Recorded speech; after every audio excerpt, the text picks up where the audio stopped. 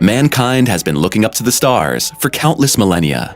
Then, as now, Earth's inhabitants have been driven by a pressing question. Are we alone? In step with the groundbreaking discoveries made in the course of modern research, the thesis that our home planet is the only celestial body in the universe that is home to living beings is becoming increasingly shaky. A sensational new observation on the part of the experts makes Saturn's moon, Enceladus, one of the hottest candidates for existence of extraterrestrial life forms. What the experts found on the ring planet's constant companion and which unbelievable circumstance was derived from it, you'll find out now in the following video. Do you want more exciting videos on the topic of the universe? Then don't forget to subscribe to Simply Space to learn more about fascinating interstellar spectacles. If you like the content of our videos, feel free to show us with a thumbs up.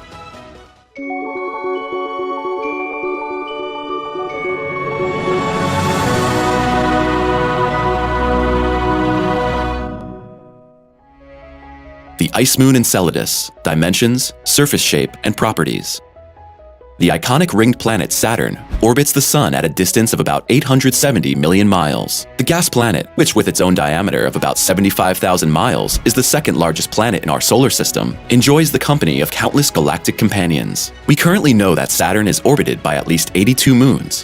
One of the most exciting and mysterious of Saturn's satellites has always been the icy moon Enceladus. We have known of the existence of this natural satellite, which has an equatorial diameter of 300 miles, since 1789. Why Enceladus is always at the center of scientific interest becomes clear when we take a look at its fascinating surface structure. The outer surface of the celestial body is covered by a dense layer of ice. The surface, however, adorned with countless craters, faults, and indentations, has a radiant quality in the truest sense of the word. Because the purity of the corresponding water ice is incomparably high, Enceladus has the highest albedo in the entire solar system. The unit of measurement, albedo, indicates how high the reflectivity of the non-self-illuminating surface is. In the case of Saturn's small moon, 99% of the sun's rays are reflected back into space. In combination with the moon's position far from the sun, this also gives rise to the bone-chillingly cold surface temperatures on Enceladus. On average, the thermometer here does not rise above about -330 degrees Fahrenheit. In the past, experts realized that part of the moon's surface must be relatively young. The reason for this is apparently the fact that Saturn's moon has geological activity. Specifically, distinctive cryovolcanism causes gigantic water fountains on the surface of the moon. Enceladus is the smallest known celestial body in our planetary system on which geological processes of this kind could be observed. Breathtaking processes on Saturn's moon. The knowledge we now have about Saturn's constant companion is due not least to the research mission of the unmanned Cassini space probe. The NASA spacecraft took a closer look at Enceladus in spring 2005 during several flybys. Cassini was soon able to prove that the satellite has a thin atmosphere of water vapor. What feeds the moon's surrounding protective shell is apparently located on Enceladus itself. The potential origins of the atmosphere could be in the cryovolcanoes mentioned above, or geysers. To the astonishment of the scientists, an area was found at the south pole of the celestial body, which represents a kind of local warming source. Which interactions caused this volcanic activity has yet to be fathomed. Particularly striking, however, is the fact that the geologically active areas on Enceladus are characterized by huge fissure systems running parallel to each other. The corresponding depressions reach up to 100 feet in depth and extend over a distance of hundreds of miles. It's possible that the ice masses near the lunar surface move in convection currents, ultimately creating the amazing crevice activity. Enceladus's subsurface ocean.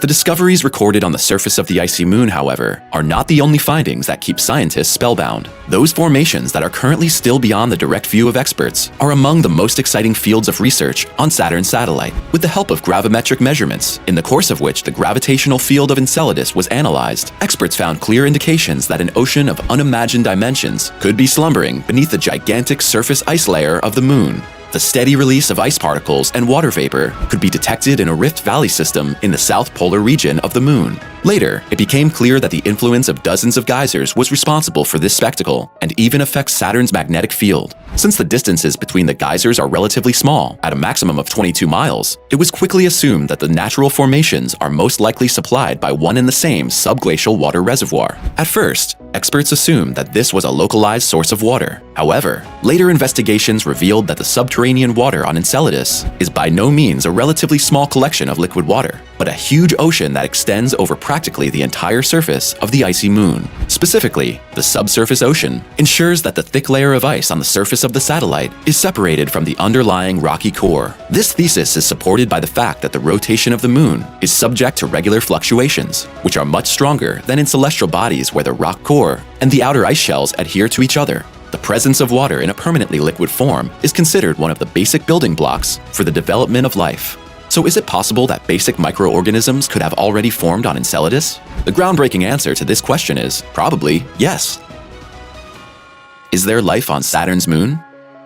The impetus for this sensational hypothesis is provided by the chemical nature of the enormous fountains that are regularly ejected from Enceladus's geysers onto the moon's outer surface. Accordingly, not only ice particles and water vapor, but also methane could be detected in these emissions. In order to get to the bottom of the formation of methane, researchers carried out a large-scale statistical analysis, which came to a breathtaking conclusion. Tiny microbes are probably the cause of the methane contained in the fountains. Scientists have long suspected that hot springs exist at the bottom of the subterranean lunar ocean, in whose immediate vicinity life-friendly conditions prevail. Since these sources cannot draw their energy from sunlight due to their remote location, other chemical causes must be responsible for the existence of the natural formations. By the way, comparable objects can also be found on our home planet. There are certain hydrothermal vents at the bottom of the deep sea, called black smokers among experts.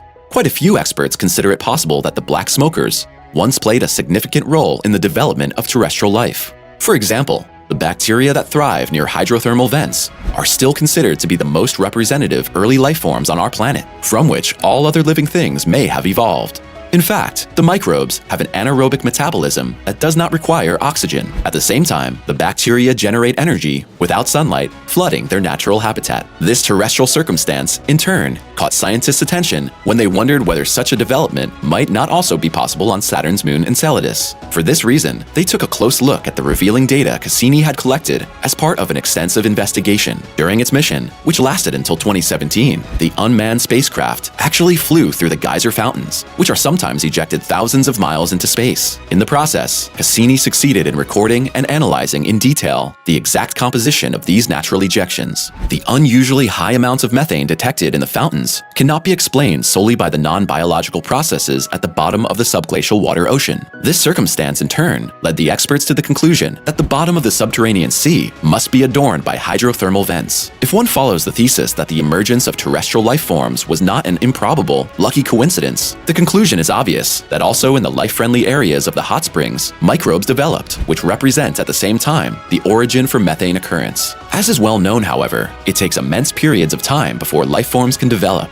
Experts agree, however, that the life-favorable circumstances on Enceladus have already prevailed for some billions of years. The appropriate organisms would have therefore had sufficient time to develop. As groundbreaking as the thesis about the existence of life forms on Enceladus seems to be, it is still vulnerable at the moment because, although the life-friendly conditions near the hot springs and the methane in the geyser fountains provide strong evidence for this hypothesis, they do not constitute definitive proof. It's also theoretically possible that the methane originates from another, as yet unknown source. We look anxiously into the future, awaiting the new information experts might hopefully attain regarding this topic. What do you think about the stunning discoveries on Enceladus?